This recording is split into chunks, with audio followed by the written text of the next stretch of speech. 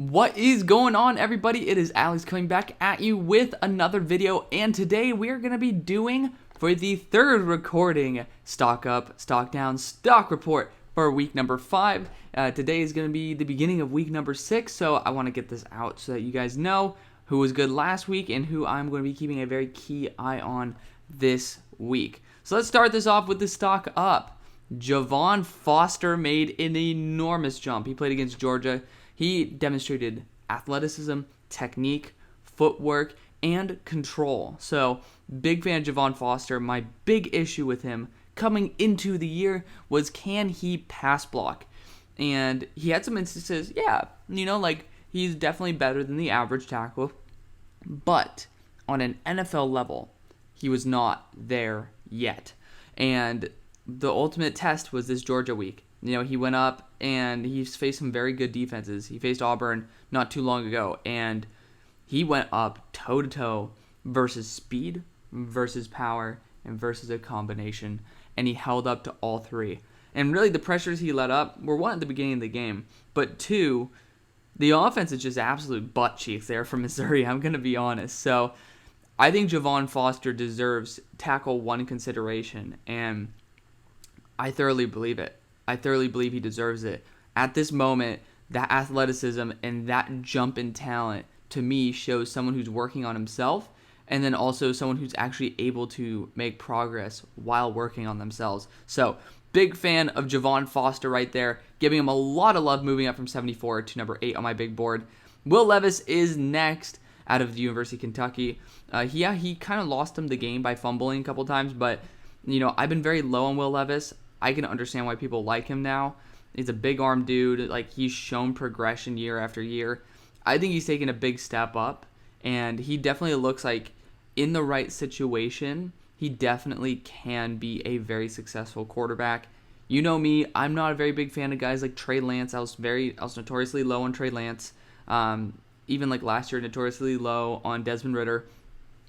I'm low on a lot of players that people are high on, and I'm not going to apologize for that because, I genuinely believe it, and I'm not going to curb my expectations for other people, but Will Levis and as well as CJ Stroud have been able to take a big step this year, and a lot of people are trying to say that they're right about them, and to be honest, the tape last year did not warrant this. So, yeah, just like I thought that TVD and Anthony Richardson would take a step up this year, other people thought Will Levis would take a step up this year, and they were right. I was wrong. And at the end of the day, I hope to God we get to see some good football because that is all that matters. Good job by Will Levis for doing a great job and at least remaining competitive in that game. Tyron Hopper is next.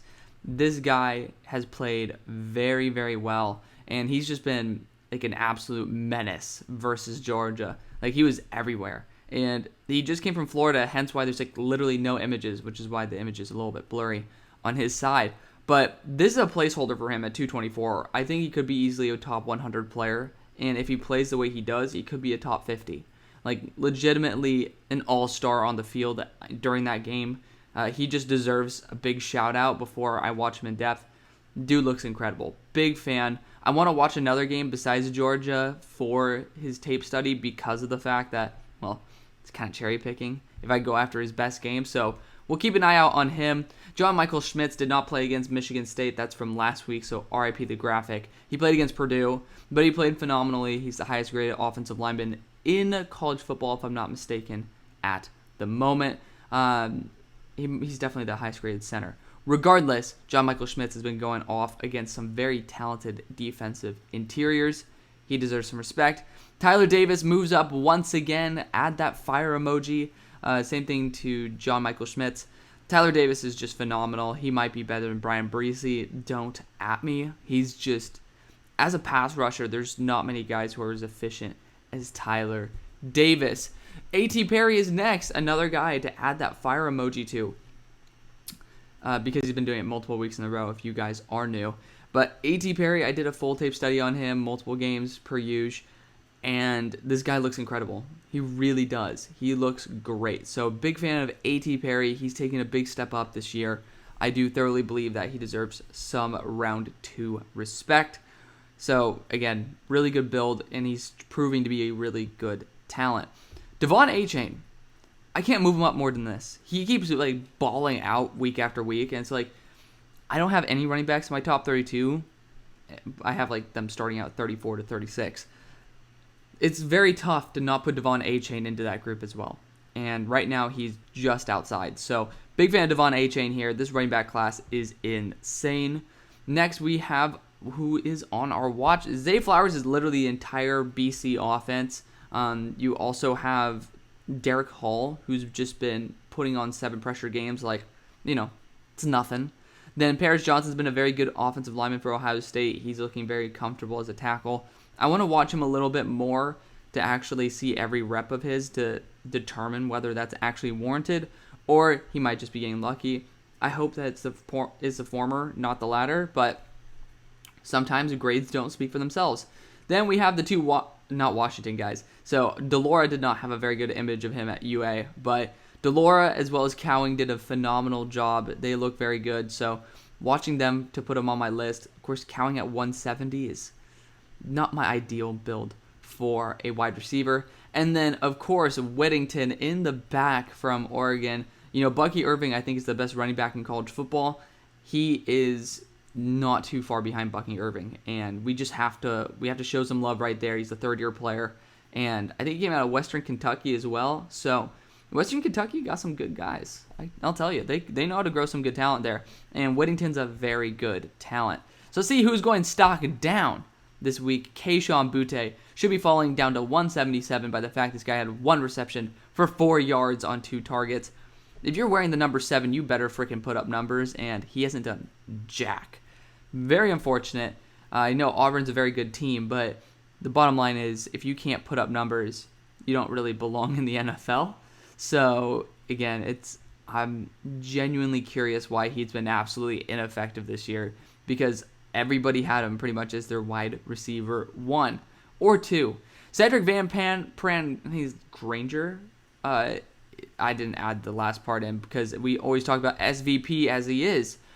This dude got freaking trucked. He got straight up flattened like a damn pancake.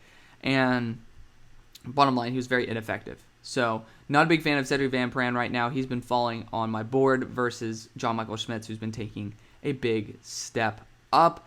Josh Wiley's only falling because of the fact that this guy just doesn't get used. It's very unfortunate. He's my tight end too. I love him. Like, talent-wise, he's phenomenal. He's just not being used. And I'll get to see him in, about 2 weeks? Yeah, 2 weeks from today. And I'm going to see him play SMU at home for our homecoming game. Hopefully this time we don't lose to them in our homecoming game. See about that. SMU's looked absolute cheeks lately, which sucks, but, pony up. But Josh Wiley, phenomenal talent. He was like kind of the reason why Cincinnati was competitive against Georgia. And people just, like, you guys are just sleeping on him. I think Cincinnati's sleeping on him. But then a couple guys to watch falling. Andre Carter's had half the pressure rate that he did last year, which is very unfortunate, but I think he can turn it around.